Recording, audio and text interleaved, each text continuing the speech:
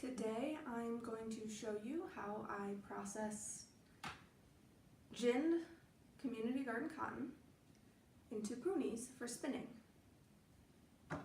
So to do this, what you'll need is some cotton that has had the seeds removed. This is some green cotton from the community garden this year. You will need a bamboo skewer or a small diameter wooden dowel that has been sanded smooth. This was sanded to, I think, 400 or 600 grit. You don't want it too smooth because it needs to be able to grip the cotton, but you do want it smooth enough that you don't get splinters. That's ouch. And then you will need a pair of cotton cards, or other cards with fine TPI meant for, that's tines per inch, I believe, meant for fine and shorter fiber lengths. Now the cotton cards I have today are some lovely Clems and Clems. They're cherry curved back. They're lovely. I also have a pair of half size where they're only about this wide, as opposed to the full length or width, student cotton cards, and I find that those are sometimes easier on my wrists if I'm processing a lot of cotton at once, although it does go slower because you can only process half as much. But those are the 3, 4, if we count both of these, things you need. So first, you need to card the cotton. And carding the cotton serves to get the cotton fibers, for the most part, all going in the same direction, which makes spinning easier. So the first step of that, you take your cotton without the seeds, don't want seeds, and you load one of your cotton cards. Just brush, hold the cotton loosely and drag it across the teeth in the direction opposite from the handle, or opposite from how the teeth are pointing. You want to be sure not to load too much cotton on the card, otherwise the actual carding process can be a little difficult because you have a lot more fibers. So yeah, this is about as much cotton as I like to put on a card at one time, or process at one time. As you can see, you can still kind of see some of the blue background, but it's a personal preference. So just like everything I do, what works for me may not work for you, and feel free to play around with it and find what you like best.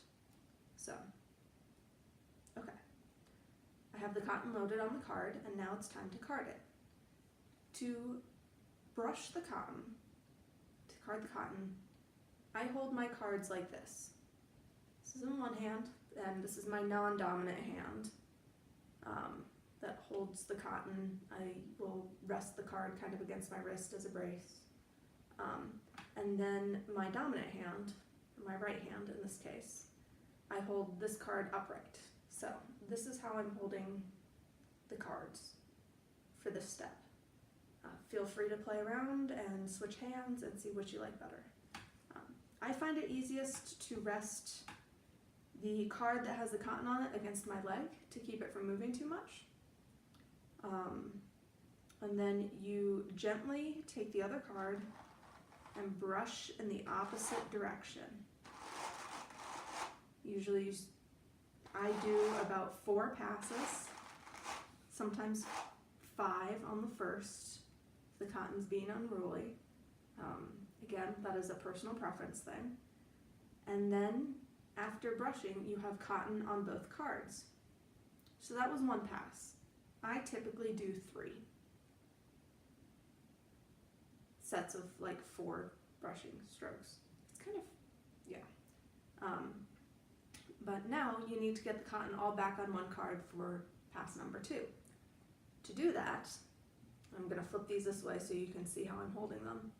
I take the one that's in my dominant hand, right hand, and I flip it to the same direction as, now I'm both holding them, the handles up towards my thumbs. And then to transfer the cotton from this card to this card, you take and you brush the cards across each other with the one in this hand, in your dominant hand, going the same direction as the teeth on the card, and that lifts the cotton up. So for pass number 2, you'll want to switch hands and go back to holding them this way. And when it's 1, 2, 3 and a half. Cotton's being a little unruly today. We have high humidity, which I find makes it harder for me to process cotton, but it may not be the same for you. But once again, I have cotton on both cards. Flip the card upside down and transfer to the other card. Then I switch, and now for the third and final pass. 1, 2, 3. So, after you've done your final pass, whether it's your third pass, fourth pass, second pass, you then need to get the cotton out of the teeth. If you can see, the cotton is like in the teeth on the cards. It's not on the surface, and that you need it on the surface to be able to roll a puni. So to do that, just like when you transfer the cotton from the cards, you are holding both cards this way, and you are brushing in the direction of the teeth. And you do 1, which lifts it off. And then, instead of switching hands, take this one and brush in the direction of this teeth, 2, which lifts it off, and you're almost there. And then you do this one more time. And then you have a mat of cotton that is sitting on top of the teeth of the card. Now, once again, the next step I find a lot easier to do on my lap. So, place the card on your lap parallel, and this is where you'll need your skewer or your dowel. And then I place it near the handle end, or where the teeth are, in the direction the teeth are pointing. And let's see, I'll tip this up so you can see what I'm doing. Slowly, I usually give it a little help. Come on, you can grip. Start rolling the cotton off. So sometimes, I don't know if you can see, there is a little bit of cotton fiber that gets left in the teeth. That's fine, especially, if you're continuing to process the same color. When you switch colors of cotton or switch fibers, you do want to make sure that you clean the teeth well so you don't get any cross-contamination. So now you have your cotton rolled on the stick. You can take your hands and neaten up the ends, or neaten up the whole thing if it needs it. And then you slide it off, and you have your puni. This one isn't a very neat and tidy one, because again, the cotton's being difficult today, and then this is what you spin. So I'm going to show you the process one more time without me talking through it, because that way you can focus on what I'm doing with my hands instead of what I'm saying.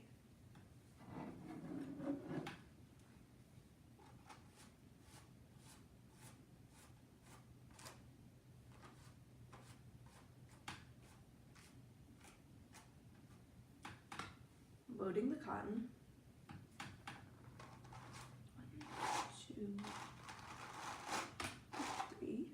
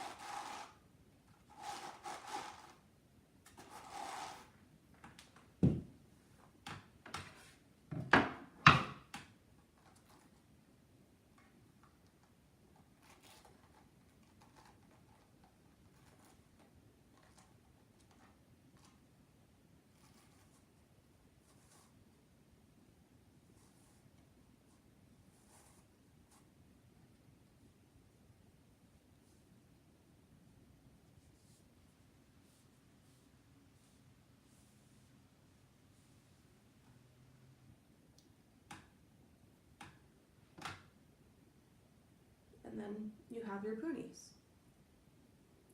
So something important that I do want to mention, I'm sure you've noticed that I am struggling a little bit to brush the cotton. Part of that is because these are actually brand new cotton cards, so they are still in their break-in period. My other cotton cards were the same when I first got them, and after I did about my first 4 ounces of cotton, they really broke in and got a lot easier and more comfortable to use. So if you see me struggling with these, I wanted to use these today because they're the normal size and they're just lovely, lovely cotton cards. Highly recommend them. And mine are in cherry, of course. It's my favorite.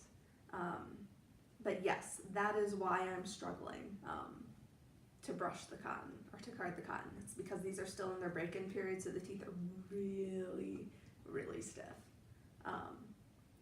So if you get a new pair of cotton cards and they are a little harder to use, that's not the way they're going to stay. They just need to be broken in, like a good pair of shoes. Last thing, while I'm talking about cards, you do want to protect them when you store them. You want to keep the teeth from, well, grabbing anything else or poking you, but also from getting damaged. So this pair, when I store them, I push the teeth together, and then I actually have this really nifty cotton card, or it's not just cotton card, it's a card cover from Brookmore Creations. I picked this one up at Plyaway, one of my best purchases that year.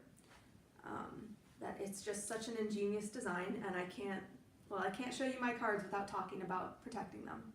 So to use this, I take the cards, I put the handles where the handle opening is, and then you just fold it over and Velcro, nice and tight, and then fold this up and Velcro. And then your cards are all protected. I believe they also make covers for half cards. I have some other covers that were hand sewn from the person I bought my half cards from. But if you have cards of any type that you are looking to protect, I would highly recommend the covers from Brookmore Creations. I think you can contact them through their website to see if they have any in stock. But yeah, that is all I have to show you for how I personally card my cotton and make Punis for spinning. If you have any questions, please feel free to leave them below, or in the description I will have a link to the blog post that goes along with this video once it's up, and you can leave questions or comments there. I will also try to leave links to both the cotton cards, my student half-size cards, and to Brookmore Creations. Brookmore Creations also has some wonderful cotton sliver for spinning if you don't want to process your own. So yeah, all those links will be in the description below. You can find other videos of mine on this channel. I also have a blog, experimentnumber1.com. I think. I really should look.